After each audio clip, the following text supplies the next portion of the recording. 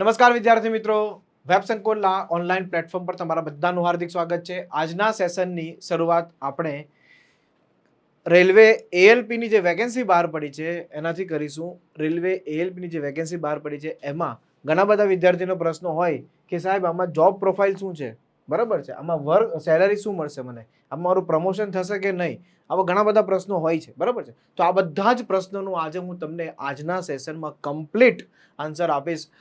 ડિટેલમાં ચર્ચા કરવા જઈ રહ્યા છે. ઓકે, અને આ વેકેન્સી જે બહાર પડી છે એ બહુ જ મહત્વની વેકેન્સી છે. રેલવેમાં સૌથી પહેલી ભરતી છે. આના પછી ઘણી બધી વેકેન્સીઓ બહાર પડશે, જેમ કે NTPC, group D, JE, technician, ઘણી બધી વેકેન્સીઓ બહાર પડશે.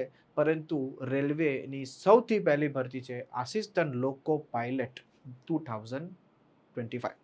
ઓકે, ચાલો તો સૌથી પહેલા આપણે જોઈશું રેલવે એએલપીની સ્પેશિયલ બેચ આપણે લોન્ચ કરી છે. ઘણા બધા વિદ્યાર્થીઓ કહેતા હતા યુટ્યુબ પર કે સાહેબ કંઈક એએલપી માટે સ્પેશિયલ બેચ લાવો ને, અમારે એએલપીની સ્પેશિયલ બેચ કરવી છે. ઓકે, તો આપણે સ્ટુડન્ટની ધ્યાનમાં રાખીને, ડિમાન્ડને ધ્યાનમાં રાખીને એના માટે એક સ્પેશિયલ બેચ લોન્ચ કરી છે. એનું નામ છે એએલપી સ્પેશિયલ લાઈવ બેચ.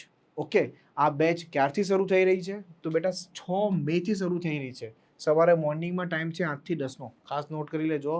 6 મેથી શરૂ થઈ રહી છે. સવારે મોર્નિંગમાં ટાઈમ 8 થી 10નો છે.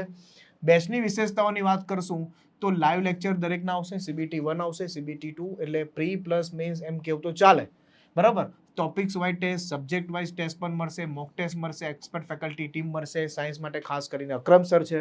ઓકે, કારણ કે રેલવેમાં સૌથી વધારે જો મહત્વનો એક ટોપિક હોય ને, એક સબ્જેક્ટ હોય ને, તો એ સાયન્સ છે. ઓકે, તો એમાં અક્રમ સર તમને ખાસ હેલ્પ કરશે. બીજી વસ્તુ, મેથ્સ અને ઈ બુક અને રિઝનિંગની પણ તમને ઈ બુક મળશે. બીજી વસ્તુ, સાથે સાથે હાર્ડ કોપીમાં પણ તમને મેથ્સ, રિઝનિંગ અને સાયન્સની 3 બુક મળશે. રેડી? ઓકે, કોણ એપ્લાય કરી શકે? તમને બધાને ખબર છે, મિકેનિકલ, ઇલેક્ટ્રિકલ, ઇલેક્ટ્રોનિક્સ, ઓટોમોબાઈલ વાળા જેને 10+ ડિપ્લોમા કરેલું હોય, 10+ આઈટીઆઈ કરેલું હોય અને જેને ડિગ્રી એન્જિનિયરિંગ વાળા વિદ્યાર્થીઓ હોય, એ તમામ વિદ્યાર્થીઓ આ કોર્સમાં જોડાઈ શકે છે. ઓકે, આગળ ચર્ચા કરશે આપણે. તો સૌથી પહેલા તમે જોઈ શકો છો તો આજે ફિમેલ પણ રેલવેમાં લોકો પાયલટમાં જોબ લે છે. એટલે એવું નથી કે ખાલી ફક્ત મેલ જ એપ્લાય કરી શકે, ફિમેલ પણ એપ્લાય કરી શકે છે. આ તમે જોઈ શકો છો, વંદે ભારતના જ લોકો પાયલટ છે. ઓકે, અને એક સિનિયર લોકો પાયલટ છે, સાથે સાથે એક આસિસ્ટન્ટ લોકો પાયલટ પણ છે. ઓકે, ચાલો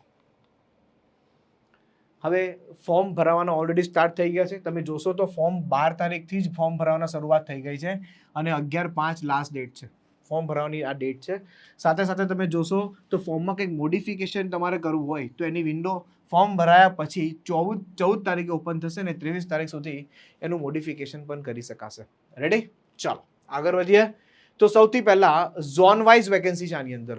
ખાસ કરીને તમે જોશો લગભગ 21 ઝોનોમાં આખું રેલવે વેચાયેલું છે. તો એમાં સૌથી પહેલું ઝોન છે આરઆરબી અમદાવાદ. એની અંદર વેકેન્સી છે ટોટલ 497. કેટલી? 497 વેકેન્સી છે. હવે આ જોઈશું આપણે કે એની એક્ઝામ પેટર્ન શું છે અને ત્યાર પછી હું સેલરી, પ્રમોશન બધી જ વસ્તુમાં ડિટેલમાં ચર્ચા કરીશ. આજે છેલ્લે સુધી બનેલા રહેજો. તો બેટા આની અંદર કયા કયા સબ્જેક્ટો છે? તો ખાસ કરીને એક મેથ્સ છે, ત્યાર પછી રિઝનિંગ છે, સામાન્ય વિજ્ઞાન છે, સામાન્ય અભ્યાસ અને વર્તમાન બનાવો એટલે કે કરંટ અફેર્સ. તો તમે જોઈ શકો છો 20 માર્ક્સ, 25 માર્ક્સનું રિઝનિંગ, 20 માર્ક્સનું આપણે સામાન્ય વિજ્ઞાન, ફક્ત ધોરણ 10 સુધીનું જ વિજ્ઞાન, જેમાં કેમેસ્ટ્રી આવે, બાયોલોજી આવે, જેમાં ફિઝિક્સ આવે, એ ટાઈપનું. ત્યાર પછી આ 10 માર્ક્સનું કરંટ અફેર્સ. કલાકનો સમય આપવામાં આવશે. 1/3 નેગેટિવ માર્કિંગ છે. રેડી? આગળ વધીએ. CBT 1 આપ્યા પછી બેટા CBT 2 આવે છે. તો CBT 2માં તમારા 100 પ્રશ્નો આવે, એમાં 3 સબ્જેક્ટ કમ્બાઈન્ડ આવે, અલગ અલગ નથી આવતા. 3 સબ્જેક્ટના પ્રશ્નો સાથે પૂછશે. 100 માર્ક્સ, 100 પ્રશ્નો, 100 માર્ક્સ અને 90 મિનિટનો સમય આપે. અને આ છે બેટા રિલેવન્ટ ટ્રેડ, એટલે કે તમે જે બેકગ્રાઉન્ડ હોય, ઇલેક્ટ્રોનિક કરેલું હોય, મિકેનિકલ કરેલું હોય, ઓટોમોબાઈલથી કરેલું હોય, તો એના રિલેટેડ જે હોય એના 75 ક્વેશ્ચન, 75 માર્ક્સ અને 60 મિનિટનો સમય આપવામાં આવશે. મેઇન મેરિટ આમાંથી બનશે બેટા. આ ખાલી ક્વોલિફાઈંગ છે, આ ફક્ત ક્વોલિફાઈંગ છે. આમાંથી મેરિટ નહીં બનશે, મેરિટ આમાંથી બનશે. રેડી? ચાલો આગળ વધીએ. હવે તમે જોશો રિક્રુટમેન્ટ પ્રોસેસ આની શું છે. તો તમે રિક્રુટમેન્ટ પ્રોસેસ જોશો, CBT 1 આપી, ત્યાર પછી CBT 2 આપશો, અત્યારે મેં તમને બતાવી એ પ્રમાણે. ત્યાર પછી એક બીજી ટેસ્ટ આવશે CBAT, computer base aptitude test. બરાબર છે. આ કોમ્પ્યુટર પર ટેસ્ટ આપવાની હોય છે, એકદમ સિમ્પલ ટેસ્ટ હોય છે, સાયકો ટેસ્ટ હોય છે. અને ત્યાર પછી ડીવી અને મેડિકલ આવશે. બરાબર છે. હવે ખાસ આગળ હું ચર્ચા કરી રહ્યો છું કે જોબ લોકેશન ક્યાં. સૌથી મહત્વનો પાર્ટ હવે સ્ટાર્ટ થાય છે કે સાહેબ અમારી જોબ લોકેશન ક્યાં, અમારે ક્યાં જોબ કરવાની છે. તો ઓબ્વિયસલી જોબ લોકેશન કોઈ જગ્યાએ બેસીને તો ના જશે. લોકો પાયલટ છો એટલે કે ટ્રેનમાં જવાનું હશે, તમારે ટ્રેન લઈને જવાનું હશે, એક જગ્યાએથી બીજી જગ્યાએ જવાનું હશે, પણ ઝોન તો હશે ને તમારું કોઈ ફિક્સ કે ભાઈ સર મેં આરઆરબી અમદાવાદ ઝોનમાંથી એપ્લાય કર્યું છે તો મારે કયા ઝોનમાંથી જવાનું રહેશે. તો આરઆરબી અમદાવાદ ઝોન તમારું મેઇન ઝોન રહેશે. બરાબર છે. તો એમાં સૌથી પહેલાં જોબ લોકેશન ઝોન વાઇઝ આવે છે. ઓકે, તમે આરઆરબી અમદાવાદથી એપ્લાય કરેલું હોય, આરઆરબી અમદાવાદથી એપ્લાય કરેલું હોય તો તમારું ઝોન આરઆરબી અમદાવાદ રહે. એની અંદર એક ડિવિઝન આપવામાં આવે. હવે આપણા ગુજરાતમાં પણ 4 ડિવિઝન છે. એક રાજકોટ છે, ભાવનગર છે, વડોદરા છે અને અમદાવાદ છે. આવા 4 ડિવિઝન છે. તો તમને કોઈ એક ડિવિઝન આપવામાં આવે, એ ડિવિઝનની અંદર એક લોબી આપેલી હોય. જેમ કે આપણા બસ ડેપો હોય ને એવો એક ડેપો હોય, એને લોબી કહેવાય. અહીંયા રેલવેમાં લોકો લોબી કહે. હવે આ લોબીની અંદર ટ્રેનનું પ્લાનિંગ કરવામાં આવે. સમજો ફોર એક્ઝામ્પલ હું એક અમદાવાદ લોબી લઈ લઉં કે બરોડા લોબી લઈ લઉં, તો બરોડાની અંદર એક લોબી હોય. તો આ લોબીની અંદર છે ને જેટલી પણ બરોડામાં ટ્રેન આવતી હોય, જેટલી પણ ટ્રેન બરોડાથી બહાર જતી હોય, તો એની અંદર 2 પ્રકારની ટ્રેન હોય. એક તો એક ગૂડ્સ ટ્રેન હોય અને બીજી એક પેસેન્જર ટ્રેન હોય. હવે આની અંદર સુપરફાસ્ટ આવી ગઈ, મેલ એક્સપ્રેસ આવી ગઈ, લોકલ આવી ગઈ, પેલી મેમુ ટ્રેન આવી ગઈ, બધી ટ્રેનો આવી ગઈ આની અંદર. અને ગૂડ્સ ટ્રેન તમને બધાને ખબર જ છે, જોઈ હશે તમે. તો આ બંને પ્રકારની ટ્રેનનું અહીંયા શું કરવામાં આવે છે, પ્રોપર પ્લાનિંગ કરવામાં આવે છે કે કેટલી ટ્રેનો આવશે, કેટલી ટ્રેનો જશે. બરાબર. તો એ પ્લાનિંગમાં જેટલા પણ લોકો પાયલટ હોય છે એને પ્રોપર એની સાથે ડિસ્કસ કરવામાં આવે. બરાબર છે. અને એ લોકોને ટ્રેનમાં મોકલવામાં આવે. બરાબર. અને એની સાથે સિનિયર લોકો પાયલટ હોય. એવું નહીં કે તમારે સીધા ટ્રેન લઈને જતા રહેવાનું ભાઈ, આગળ જતા એક્સિડન્ટ કરી નાખશો, તમને ખબર જ ન હોય તો. એટલે તમારી સાથે સિનિયર લોકો પાયલટ હોય. બીજી વસ્તુ, તમારું જે પણ ઝોન હોય ને ત્યાં એક સીએમએસ સેન્ટર હોય છે. ક્રૂ મેનેજમેન્ટ સિસ્ટમ કહેવાય ને, ક્રૂ મેનેજમેન્ટ સિસ્ટમ કહેવાય. ત્યાં તમારે લોગિન કરવાનું અને લોગ આઉટ કરવાનું. જેમ આપણે ઓફિસમાં નથી કરતા, પંચિંગ કરીએ, આપણે આવીએ ત્યારે આપણે આવ્યા છે તો આપણે હાજરી આપવી પડે. તો એવી રીતે અહીંયા પણ તમારે ઝોનમાં તમને જે લોબી આપેલી હોય એ લોબીમાં તમારે લોગિન અને લોગ આઉટ હોય. ત્યાં એક ક્રૂ મેનેજમેન્ટ સિસ્ટમ મૂકેલી હોય એ લોકોએ. ત્યાં પંચિંગ મશીન ના મૂકેલું હોય પણ એક સિસ્ટમ હોય, એમાં કરવાનું હોય છે. રેડી? તો તમે આ જોઈ શકો લોબી, લોકો પાયલટની સ્પેશિયલ લોબી હોય છે ટોટલ. ઓકે, ચાલો આગળ. હવે તમે જોશો એનું લોકો પાયલટની ડ્યુટી શું છે, એનું શેડ્યુલ છે, એનું ટાઈમિંગ શું છે. તો લોબીથી 2 કલાક પહેલાં તમને કોલ આવે. એટલે તમને એવું નહીં કે ચલો હવે ફટાફટ ટ્રેન લઈને જવાનું તમારે સુરત, તમારે ટ્રેન લઈને મુંબઈ જવાનું છે, એવું તરત નહીં કહી દેવામાં આવે 2 મિનિટ પહેલાં કે 10 મિનિટ પહેલાં કે કલાક પહેલાં. એટલીસ્ટ તમને 2 કલાક પહેલાં ઇન્ફોર્મ કરવામાં આવે કે 2 કલાક પછી તમારે ટ્રેન લઈને જવાનું છે એક જગ્યાએથી બીજી જગ્યા પર. બીજું, રેલવે તમને અલગથી એક સિમ કાર્ડ આપે, એની પર કોલ આવે. તમે તમારા પર્સનલ નંબર પર કોલ નહીં આવશે. પર્સનલ નંબર અહીંયા અલાઉડ નથી, પર્સનલ મોબાઈલ અલાઉડ નથી અહીંયા. એટલે તમને એક સિમ કાર્ડ આપવામાં આવે. બીજું, પેસેન્જર ટ્રેન જો તમે લઈને જાઓ તો તમારી ડ્યુટી 8 કલાકની હોય.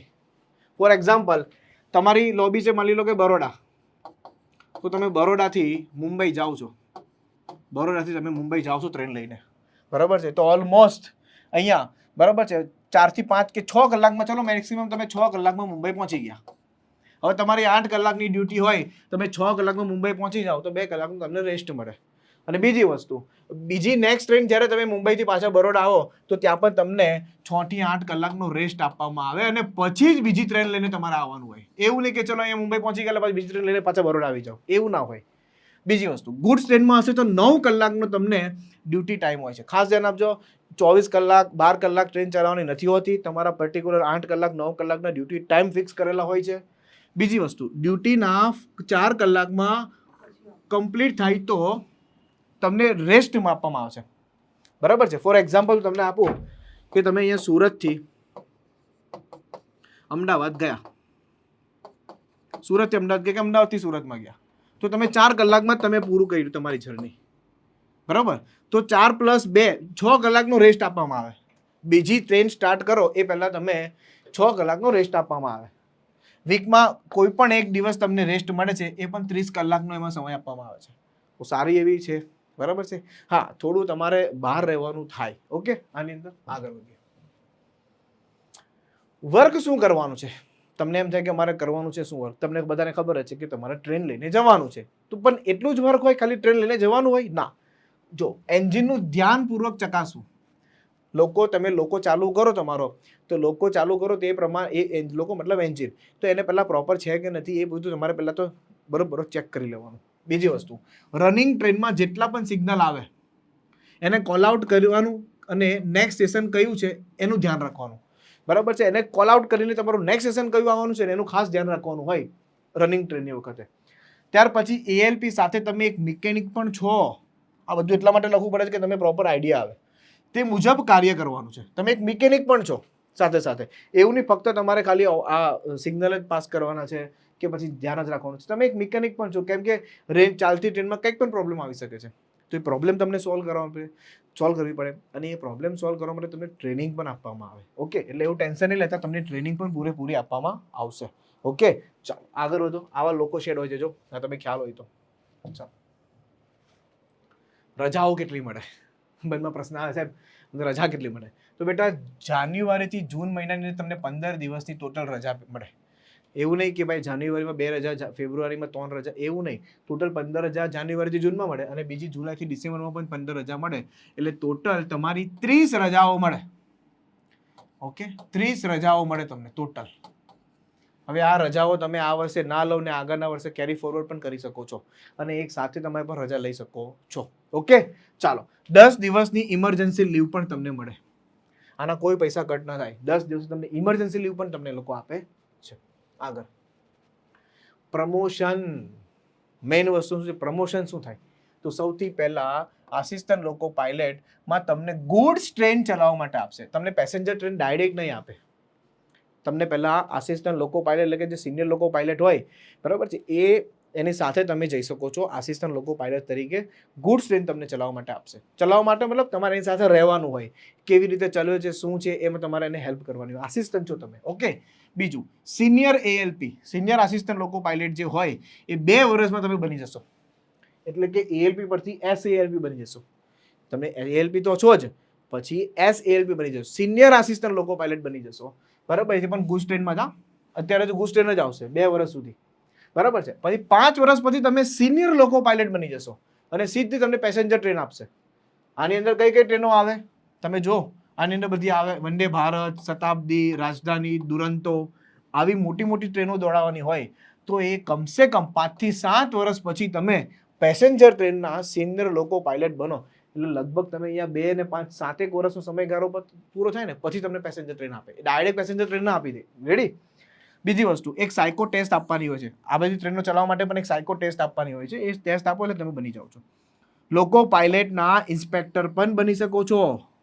એટલે તમારી નીચે ઘણા બધા લોકો પાયલટ હોય એને તમે વ્યવસ્થિત એ લોકોને ટ્રેન ચલાવવાની છે કેવી રીતના છે શું બધું ગાઈડ કરી શકો છો. એટલે તમે લોકો પાયલટના ઇન્સ્પેક્ટર પણ બની શકો છો. આ એનું પ્રમોશન છે. એટલે કે એએલપી બની શકો છો, એસએએલપી બની શકો છો, મતલબ સિનિયર લોકો પાયલટ બની શકો છો. સાયકો ટેસ્ટ આપો તો મોટી મોટી ટ્રેનો ચલાવી શકો છો. ત્યાર પછી લોકો પાયલટના ઇન્સ્પેક્ટર પણ બની શકો છો. આગળ વધીએ. સેલરી. તો આસિસ્ટન્ટ લોકો પાયલટની એક સેલરી કેટલી હોય છે? જનરલી જોવા જશે ને તો 19,900 અત્યારે બેઝિક પે છે. સમજો, આ બેઝિક પે છે, પણ બધા એલાવન્સ અને હાઉસ રેન્ટ એલાવન્સ આ બધું ભેગું થઈને તમારી સેલરી 50,000 થી 70,000 સુધી થઈ જાય છે ટોટલ.